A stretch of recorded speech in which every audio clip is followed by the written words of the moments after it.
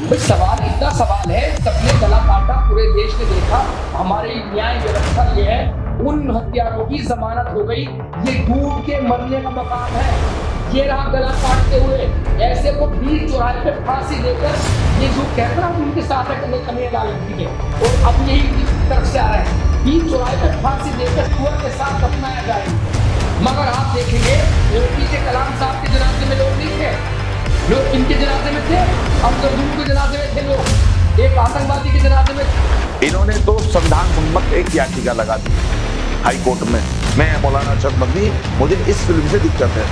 WhatsApp पे call पे जो गला काटने की धमकी दे रहे हैं, कन्हैया लाल की तरह मारने की धमकी दे रहे हैं, सद्दा वालकर की तरह 35 की जगह 350 टुकड़े करने की धमकी दे रहे हैं, इतनी हजार धमकी मुझे जीवन में नहीं आई है। मौलानाओं की नजर में सेंसर बोर्ड की कोई औकात नहीं है। मौलानाओं की नजर में तो सुप्रीम कोर्ट की भी कोई हैसियत नहीं है, जब तो कहते हैं तेरे कातिल जिंदा है। ये केवल और केवल जहाँ पे फंसते हैं वही इन्हें संविधान याद आता है। गला काटते समय कन्हैया लाल जी का गला काटते वक्त इन्हें संविधान याद नहीं आया था। इनका जो फतवा है वो हमेशा कातिल के खिलाफ होता है। तो जो सरतन जुदा का नारा अगर हम देंगे, अगर हम कह देंगे कि जिन्होंने कन्हैया लाल को मारा उनका सरपंच जुदा, तो हमारे खिलाफ फतवा आएगा कि देखो ये संविधान नहीं मानते। मैं पूरी मीडिया के सामने ये वादा कर रहा हूँ, एक दिन तो बहुत जल्दी मैं मदरसा फाइल भी लेकर आऊंगा।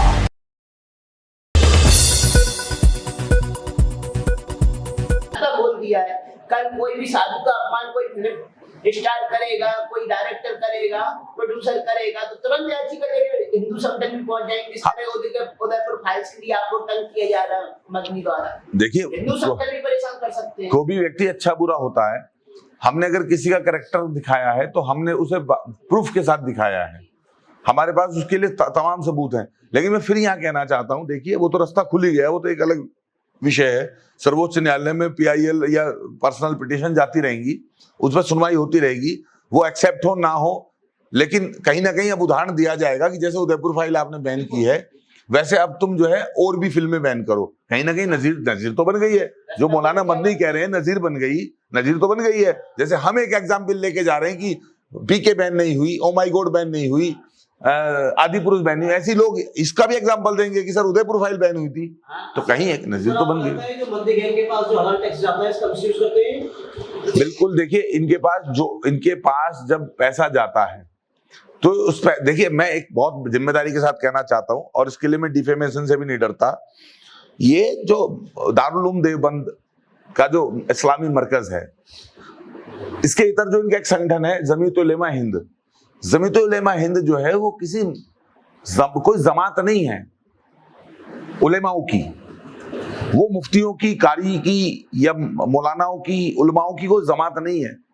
वो इस देश के अंदर जो भी देश विरोधी कृत्य होता है उसको प्रोवोक करने के लिए, उसको करने वाले जो लोग हैं उन्हें प्रोत्साहित करने के लिए एक तंजीम है। प्रोटेक्ट भी करते हैं। हाँ, प्रोटेक्ट भी करते हैं और प्रोवोक भी करते हैं। सर थ्रेट है, इसका मतलब है जो हमारे बाकी इंडियन सिटीजंस हैं, जो नॉन मुस्लिम्स हैं, तो उसकी थ्रेट है किसी भी को? थ्रेट है, बिल्कुल क्यों नहीं है। थ्रेट का उदाहरण मैं देता हूं आपको।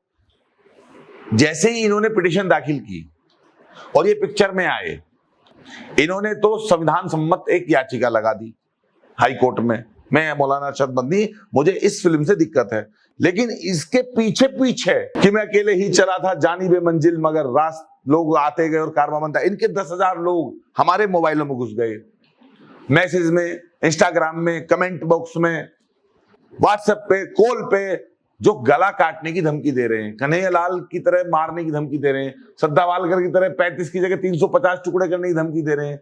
इतनी हजार धमकी मुझे जीवन में नहीं आई है। मैं लॉरेंस बिश्नोई के प्रोजेक्ट पे काम कर रहा हूँ, मुझे इतनी धमकी नहीं आई कभी, जितनी धमकी एक मौलाना अरशद मदनी की पिटीशन के बाद आ गई। तो ये कहते हैं फिल्म का रिएक्शन क्या होगा, मैं आपके माध्यम से पूछना चाहता हूं, आपकी पिटीशन का रिएक्शन क्या हुआ है? आपकी पिटीशन का रिएक्शन ये हुआ है कि आपका जो स्लीपर सेल है, आप तो बने हैं एकदम पाक साफ कि हम तो साहब न्याय पालिका में भरोसा करते हैं, हम तो न्याय पालिका के दरवाजे पे गए हैं, दूध के धुले हैं। लेकिन आपका जो दूसरा गैंग है, सरतन से जुदा वाला गैंग, वो क्या कर रहा है पीछे पीछे? अच्छा अमित जी, ये तो देखिए, इसका मतलब अब ये कहेंगे कि सेंसर बोर्ड की कोई अहमियत नहीं, कोई औकात नहीं रही। हाँ, खत्म करना चाहिए। मैं तो खुद एक पिटीशन फाइल करने के लिए सोच रहा हूँ, सेंसर बोर्ड को हटाया जाए। मौलानाओं की नजर में सेंसर बोर्ड की कोई औकात नहीं है। मौलानाओं की नजर में तो सुप्रीम कोर्ट की भी कोई हैसियत नहीं है, जब भी तो कहते हैं तेरे कातिल जिंदा हैं। नहीं, ये तो देखो, ये तो देखा गया, जब भी मैंने कभी भी कोई भी मौलाना मुफ्ती या अनपढ़ मुल्ला टाइप का जब भी मेरे साथ डिबेट में आया है, तो मैंने केवल एक सवाल किया, संविधान पहले या कुरान? संविधान मतलब दोनों एक साथ। मैंने कहा देखो भाई, एक अलमारी है छोटी सी, ठीक है, उसमें रखना है आपको संविधान को, कुरान को, तो ऊपर कौन क्या रखेंगे? संविधान रखेंगे या कुरान रखेंगे? क्या रखेंगे ऊपर, नीचे क्या रखेंगे? तो यहाँ पे गुल, ये केवल और केवल जहाँ पे फंसते हैं वही इन्हें संविधान याद आता है। गला काटते समय कन्हैयालाल जी का गला काटते वक्त इन्हें संविधान याद नहीं आया था, लेकिन जब गला काट दिया फिर चीखने चिल्लाने लगे। वही जो बात आपने बताई, एक कमाने वाला घर में या कोई कुछ नहीं है, अरे भाई एक कमाने वाले को तब अफसोस नहीं होता किसे गला काटते हुए। वो जो बात आपने की, वो तो गला काटना होता तो हम दिखाएंगे, लेकिन जो दर्द है, वो जो दुख है, वो दुख ना चला जाए, वो दर्द ना चला जाए, कहीं हिंदू जाग ना जाए। वही तो सवाल है, हमेशा से यही तो सवाल रहा है कि आपको गला काटने वाले, जो धमकी देने वाले, उनसे कोई दिक्कत नहीं है। आपने एक पिटीशन कभी ये नहीं डाली देश के अंदर, सुप्रीम कोर्ट के अंदर, कि सर कश्मीर की दीवार पे अलकायदा जिंदाबाद के नारे लिखे हैं। आपने कभी एक पिटीशन नहीं डाली कि सर श्रीनगर की दीवारों पे हिंदुस्तान मुर्दाबाद के नारे लिखे हैं। आपने एक पिटीशन कभी ये नहीं डाली कि सर आईएस कमिंग के नारे लिखे हैं। आपने कभी ये नहीं डाली dogs and Indians both are not allowed to Srinagar, ऐसे होर्डिंग लगे हैं। आपने कभी ये पिटीशन नहीं डाली सुप्रीम कोर्ट में आके कि सर लाल चौक पे जो है वो पाकिस्तान का झंडा लहराया गया और हिंदुस्तान का झंडा फूका गया, इनको अरेस्ट क्यों नहीं करते। आपने कभी ये पिटीशन नहीं डाली कि सर याकूब मेमन के जनाजे में जो है 10 लाख 20 लाख मुसलमान शामिल हो सकते हैं और देश के खिलाफ बगावत कर सकते हैं, तो इसलिए इसको जेल से जनाजे को, इसको लाश को जेल में ही खुर्द-बुर्द करा दिया जाए, इसको बाहर दिया ही ना जाए याकूब मेमन। इनका जो फतवा है वो हमेशा काफिर के खिलाफ होता है। तो जो सरतन जुदा का नारा अगर हम देंगे, अगर हम कह देंगे कि जिन्होंने कन्हैयालाल को मारा उनका सरतन से जुदा, तो हमारे खिलाफ फतवा आएगा कि देखो ये संविधान नहीं मानते। तीसरी गलती थी कि मैंने इस्लाम को छोड़ दिया, ठीक है। अरे भैया, मैंने इस्लाम को छोड़ दिया, क्या मेरी निजता नहीं है कुछ? मेरा हक नहीं है, मेरा अधिकार नहीं है, मैं आस्तिक बनूं चाहे नास्तिक बनूं? मेरे जो खिलाफ वो चला, पूरा का पूरा बाइकआउट किया गया, घर से, परिवार से, सबने त्याग दिया, सबने त्याग पत्र लिख दिया। तो मैं तो ये भी नहीं सोचा था कोई छोटा सा चैनल खोल लूंगा यूट्यूब पे। मैंने नहीं सोचा था कि आज ये मीडिया के बीच में प्रेस कॉन्फ्रेंस रखूंगा और इस्लामिक मुद्दों पर बात करूंगा।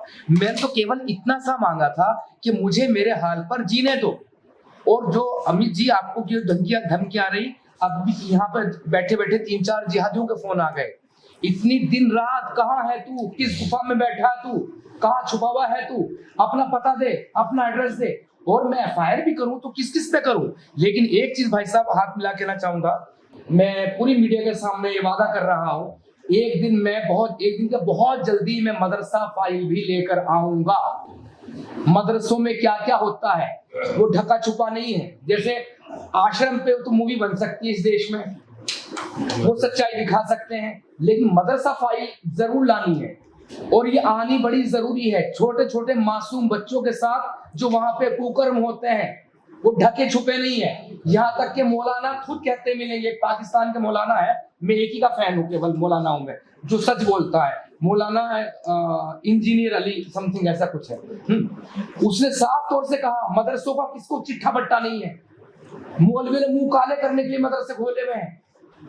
इतना नहीं है, हद से ज्यादा। और फिर कि ये तो बच्चे वो होते हैं जिनके माँ बाप शिकायत करते हैं, माँ बाप विश्वास नहीं करते, लेकिन एक बच्चे हैं यतीम बच्चे, क्योंकि इस्लाम में मुंह बोले रिश्ते जायज नहीं है, किसी को गोद नहीं ले सकते, वो हराम है। क्योंकि हमारे पैगंबर मोहम्मद सल्लल्लाहु अलैहि वसल्लम ने जो बेटा गोद लिया था ज़ैद, उसकी बीवी पसंद आ गई, उससे डिवोर्स करा के खुद से शादी कर ली, तो सूरह अहज़ाब की 40वीं आयत में आ गया, मोहम्मद तुम मर्दों में से किसी का बाप नहीं है, तो गोद लेना तो हराम हो गया। तो वो बच्चे खास तौर से जिनके माँ बाप नहीं है, कोई रिश्तेदार नहीं है, यतीम खाने मतलब अनाथालय उसमें पड़े हैं, वो बेचारे शिकायत भी करेंगे तो कहाँ करेंगे, वो शिकायत करेंगे भी तो किससे करेंगे। बहुत जल्दी मैं इंशाअल्लाह ताला मदरसा फाइल भी लेके आऊंगा।